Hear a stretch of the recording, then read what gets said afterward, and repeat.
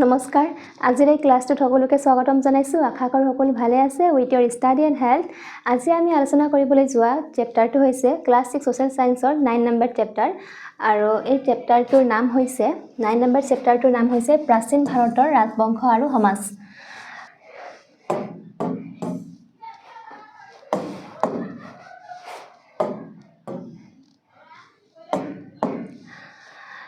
এই চেপ্টাৰটোৰ অনুশীলনী 1 আৰম্ভ কৰো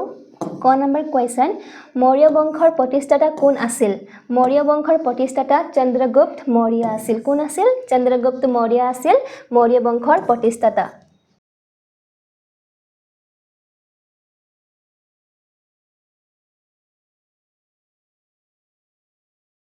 অৰ্থশাস্ত্ৰ গ্ৰন্থখনৰ লেখক আছিল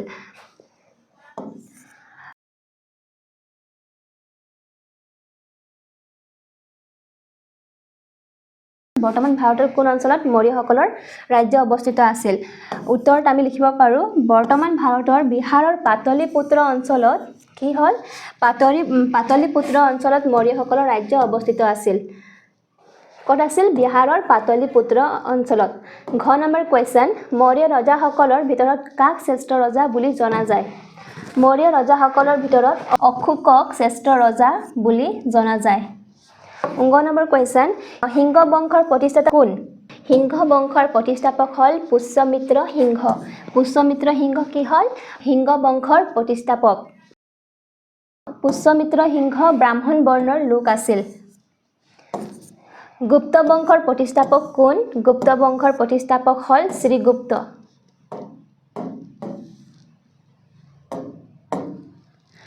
মৌৰ্যসকলৰ সময়ত উচ্চ পদবীধাৰী বিষয়াসকলক কি বুলি জনা গৈছিল মৌৰ্যসকলৰ সময়ত উচ্চ পদবীধাৰী বিষয়াসকলক অমাত্য বুলি জনা গৈছিল অশোকৰ শাসনকালত উচ্চ পদবীধাৰী বিষয়াসকলক কি বুলি কোৱা হৈছিল অশোকৰ শাসনকালত অধ্যক্ষ বোলা বিষয়াসকলৰ দায়িত্ব কি আছিল অধ্যক্ষ বোলা বিষয়াসকলৰ দায়িত্ব বাণিজ্য উৎপাদন মূল্য নিৰ্ধাৰণ আদিৰ ব্যৱস্থাপক আছিল কি আছিল বাণিজ্য উৎপাদন মূল্য নিৰ্ধাৰণ কাৰ হেই সকলোখিনি দায়িত্ব কাৰ আছিল অধ্যক্ষৰ আছিল মৌৰ্যসকলৰ সময়ৰ প্ৰধান বৰ্ণকেইটা কি আছিল মৌৰ্যসকলৰ সময়ৰ প্ৰধান বৰ্ণকেইটা আছিল ব্ৰাহ্মণ ক্ষত্ৰিয় বৈশ্য আৰু ক্ষুদ্ৰ বৰ্ণক চাৰিটা ভাগত ভাগ কৰা হৈছে সেই চাৰিটা ভাগ হেইটো পাণ্ড্য বংশৰ ৰাজধানী কি আছিল পাণ্ড্য বংশৰ ৰাজধানী মাদুৰাই আছিল কি আছিল মাদুৰাই পাণ্ড্যসকলৰ ৰাজধানী আছিল উৰাইউৰ কোনখন ৰাজ্যৰ শাসন কেন্দ্ৰ আছিল উৰাইউৰ চোল ৰাজ্যৰ শাসন কেন্দ্ৰ আছিল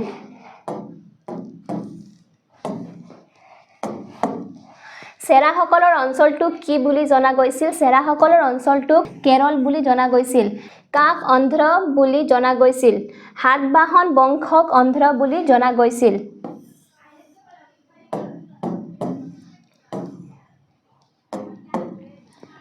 চালুক্য বংশৰ প্ৰতিষ্ঠাপক কোন চালুক্য বংশৰ প্ৰতিষ্ঠাপক হল পুলকেশী বা পুলকেশী পল্লৱ বংশৰ প্ৰথম ৰজা কোন আছিল পল্লৱ বংশৰ প্ৰথম ৰজা হিমম্ব বৰ্মন আছিল কোন আছিল পল্লৱ বংশৰ প্ৰথম ৰজা হিমম্ব বৰ্মন আছিল কাঞ্চীপুৰম কাৰ ৰাজধানী আছিল কাঞ্চীপুৰম পল্লৱ বংশৰ ৰাজধানী আছিল দক্ষিণ ভাৰতৰ লোকসকলৰ প্ৰধান বৃত্তি কি আছিল দক্ষিণ ভাৰতৰ লোকসকলৰ প্ৰধান বৃত্তি কৃষি পশুপালন বাণিজ্য তাঁত বোৱা আদি আছিল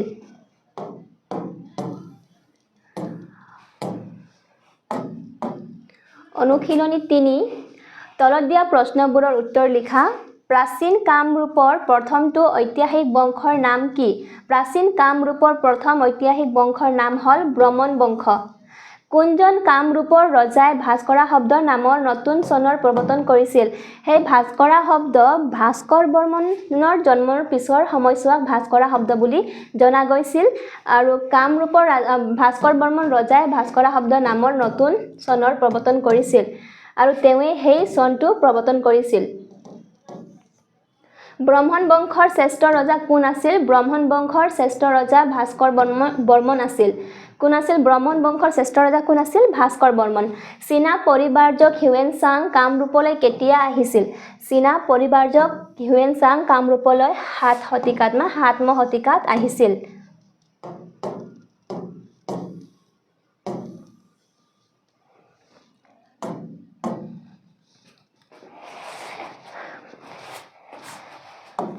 বিষয় বুলিলে কি বুজা বিষয় বুলিলে ৰজাৰ অধীনত থকা উচ্চ পদবীধাৰী কৰ্মচাৰীক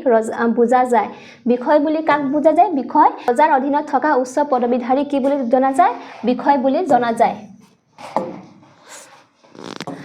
কামৰূপৰ ৰাজ্যৰ কেইটামান উল্লেখযোগ্য বৃত্তিৰ নাম লিখা কামৰূপ ৰাজ্যৰ কেইটামান উল্লেখযোগ্য বৃত্তিৰ নাম হ'ল কৃষক তান্তি ধাতুশিল্পী মৌচাক পালক আৰু বণিক তলত দিয়া প্ৰশ্নবোৰৰ উত্তৰ লিখা অনুশীলনী 4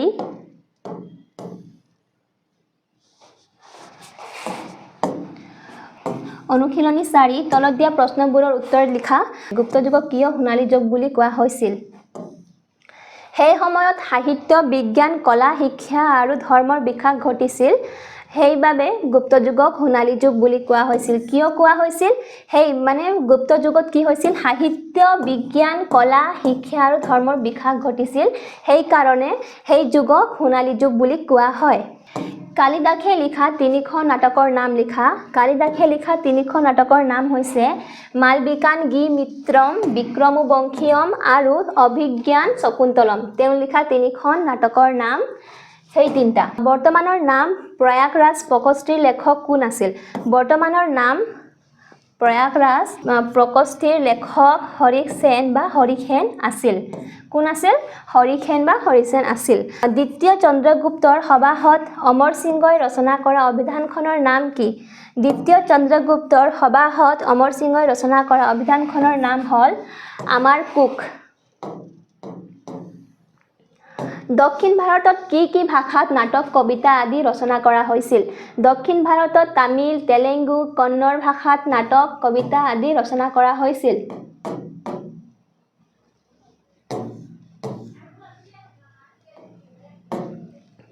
কি হৈছিল দক্ষিণ ভাৰতত তামিল তেলেগু কন্নড় ভাষাত নাটক কবিতা আদি ৰচনা কৰা হৈছিল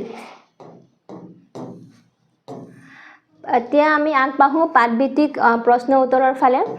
আমি চাওঁ ক নম্বৰ কোৱেশ্চন উত্তৰ ভাৰতত ৰাজ্য স্থাপন কৰিবলৈ আৰম্ভ কৰা ৰাজবংশটো আছিল মৌৰ্য গুপ্ত বংশ কোন আছিল মৌৰ্য বংশ আছিল সম্ৰাট অশোক জৈন বৌদ্ধ ধৰ্মৰ দ্বাৰা প্ৰভাৱিত হৈছিল সম্ৰাট অশোক জৈন বৌদ্ধ ধৰ্মৰ দ্বাৰা প্ৰভাৱিত হৈছিল তেওঁ বৌদ্ধ ধৰ্মৰ দ্বাৰা প্ৰভাৱিত হৈছিল সিংহ বংশ প্ৰতিষ্ঠা কৰা পুষ্যমিত্ৰ সিংহ এজন ক্ষত্ৰিয় ব্ৰাহ্মণ আছিল তেওঁ কোন আছিল এজন সিংহ বংশ প্ৰতিষ্ঠা কৰা পুষ্যমিত্ৰ এজন ব্ৰাহ্মণ আছিল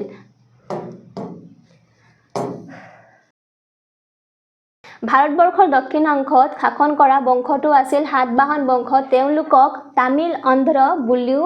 জনা যায় তেওঁলোকক কি বুলি জনা গৈছিল অন্ধ্ৰ বুলি জনা গৈছিল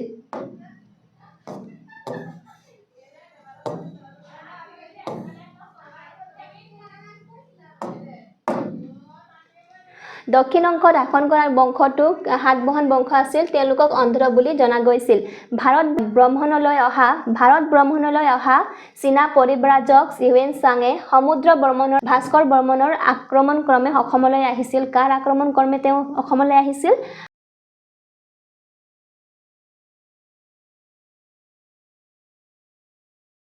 হিউৱেনচাং তেওঁ কেতিয়া আহিছিল 7ম শতিকাত তেওঁ অসমলৈ আহিছিল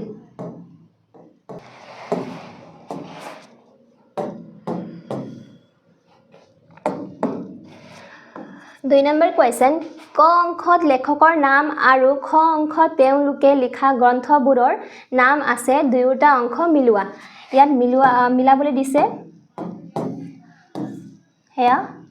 ইয়াত লেখকৰ নাম দিয়া আছে ইয়াত আৰু মানে যি হে লেখকসকলে কি লিখিছিল সেই নামকেইটা ইয়াত লিখা আছে সো আমি ইয়াত চাওঁ কৌটিল্যই লিখিছিল অৰ্থশাস্ত্ৰ কালিদাসে লিখিছিল অভিজ্ঞানম শকুন্তলম বিশাখা দত্ত মুদ্ৰা ৰাখক বাণভট্ট হৰ্ষ চৰিত্ৰ মহাভাৰত কোনে লিখিছিল ব্যাসবেদ ব্যাসদেৱ বা বেদব্যাস বুলি জনা যায় তেখেতক তলত প্ৰাচীন ভাৰতৰ কেইজনমান শাসকৰ নাম দিয়া আছে তেওঁলোকে নামসমূহ তলত দিয়া সময়ৰেখাত সময়ানুক্ৰমিকভাৱে লিখা ইয়াত দিয়া আছে ভাস্কৰ বৰ্মন চন্দ্ৰগুপ্ত মৌৰ্য সমুদ্ৰগুপ্ত আৰু অশোক ইয়াত উত্তৰত হ'ব চন্দ্ৰগুপ্ত মৌৰ্য অশোক সমুদ্ৰগুপ্ত ভাস্কৰ বৰ্মন 4 নম্বৰ কোৱেশ্চন প্ৰাচীন অসমৰ সমাজ ব্যৱস্থা আৰু বৰ্তমান অসমৰ সমাজ ব্যৱস্থাক তুলনা কৰি কি সাদৃশ্য আৰু বৈ সাদৃশ্য দেখিছা লিখা সাদৃশ্য আৰু বৈ সাদৃশ্য লিখিবলৈ কৈছে কিহৰ প্ৰাচীন অসমৰ সমাজ ব্যৱস্থা আৰু বৰ্তমান অসমৰ সমাজ ব্যৱস্থাৰ মাজত সাদৃশ্য আৰু বৈ সাদৃশ্য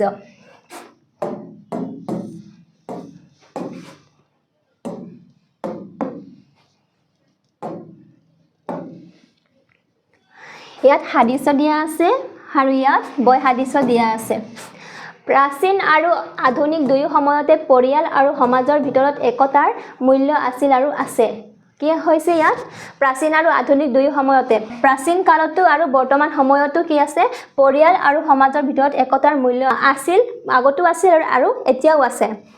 কৃষি প্ৰধান জীৱিকা ৰূপে প্ৰাচীন কালৰ দৰে বৰ্তমানতো গুৰুত্বপূৰ্ণ কৃষি কি আছিল প্ৰাচীন কালত কৃষি এটা মানে মুখ্য বৃত্তি আছিল মানুহৰ সেই বৰ্তমান হিমানে মানে গুৰুত্বপূৰ্ণ কৃষি ধৰ্মীয় আচাৰ অনুষ্ঠান প্ৰাচীন কালত যি দৰে গুৰুত্বপূৰ্ণ আছিল বৰ্তমানতো তেওঁ লোকসকলে ইয়াক মানি চলে বৰ্তমান মানুহে কি মানি চলে বুলি কৈছে ইয়াত ধৰ্মীয় আচাৰ অনুষ্ঠান প্ৰাচীন কালতো আছিল আৰু এতিয়াও আছে প্ৰাচীন অসমত কবিতা নাটক সৃষ্টিশীলতা আছিল বৰ্তমান সাহিত্য আৰু সাংস্কৃতিক আগ্ৰহ আছে প্ৰাচীন কালত কি আছিল অসমত কবিতা নাটক সৃষ্টিশীলতা মানে ইয়াৰ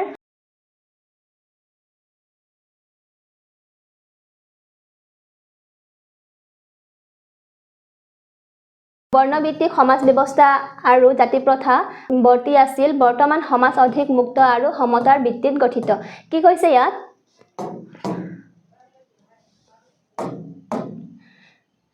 ঠিক হৈছে প্ৰাচীন কালত কি আছিল বৰ্ণভিত্তিক সমাজ ব্যৱস্থা আছিল যত মানে চাৰিটা বৰ্ণ ভাগ কৰা হৈছিল আৰু ইয়াত মানে বৰ্তমান কি হৈছে সমাজ অধিক মুক্ত আৰু সমতাৰ ভিত্তিত মুক্ত আৰু সমতা বৰ্তমান বিৰাজ কৰিছে আগতে শিক্ষাৰ সুযোগ সীমিত আছিল বৰ্তমানত শিক্ষাৰ অধিক বিস্তাৰ আৰু অধিকাৰ সাৰ্বজনীন হৈছে আগতে কি হৈছিল শিক্ষাৰ সুযোগ সীমিত আছিল আৰু মানুহবোৰ ইমান শিক্ষিত নাছিল বৰ্তমান প্ৰায় মানুহে শিক্ষিত আৰু শিক্ষাৰ সুযোগ বেছি প্ৰাচীন সময়ত মহিলাৰ অৱস্থান সীমাবদ্ধ আছিল বৰ্তমানত মহিলাৰ অধিকাৰ শিক্ষা চৰকাৰী চাকৰি আদিত অংশগ্ৰহণ বাঢ়িছে আগতে কি হৈছিল মহিলাসকলক ঘৰৰ পৰা বাহিৰত যাবলৈ দিয়া হোৱা নাছিল বৰ্তমান কি হৈছে মহিলাক অধিকাৰ শিক্ষা সকলোখিনিৰ সুবিধা দিয়া হৈছে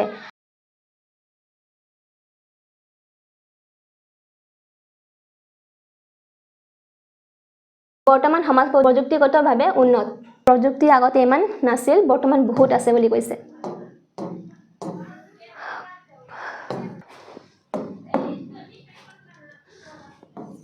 5 নম্বৰ কোৱেশ্চন চাও তলৰ বাকচটোত কেইখনমান প্ৰাচীন ভাৰতৰ নগৰ ৰাজ্য আৰু ৰাজধানীৰ নাম দিয়া আছে ভাৰতৰ মানচিত্ৰখনৰ উপযুক্ত স্থানত সেইবোৰ চিহ্নিত কৰা কি কৈছে কিছুমান নগৰ ঠাইৰ নাম দিয়া আছে আৰু সেই ঠাইসমূহ কি কৈছে সেই মানে মেপটোত দেখাবলৈ কৈছে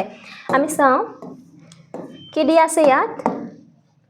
পাটলিপুত্ৰ কলিংগ মাদুৰাই আৰু প্ৰাগজ্যোতিষপুৰ আমি চাও মেপটো চাও তাৰপিছত আহিলে কলিংগ ইয়াত আছে মাদুৰাই ইয়াত আছে আৰু সেই পাটলিপুত্ৰ উত্তৰ প্ৰদেশ ইয়াত আছে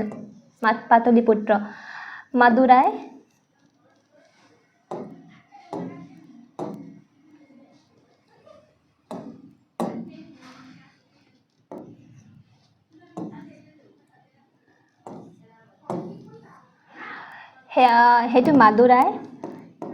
সেইটো মাদুৰাই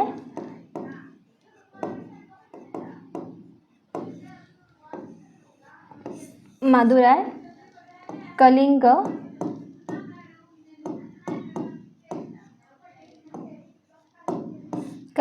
সেই পাটলিপুত্ৰ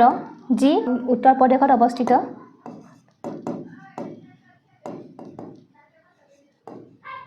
পাটলিপুত্ৰ আৰু প্ৰাগজ্যোতিষপুৰ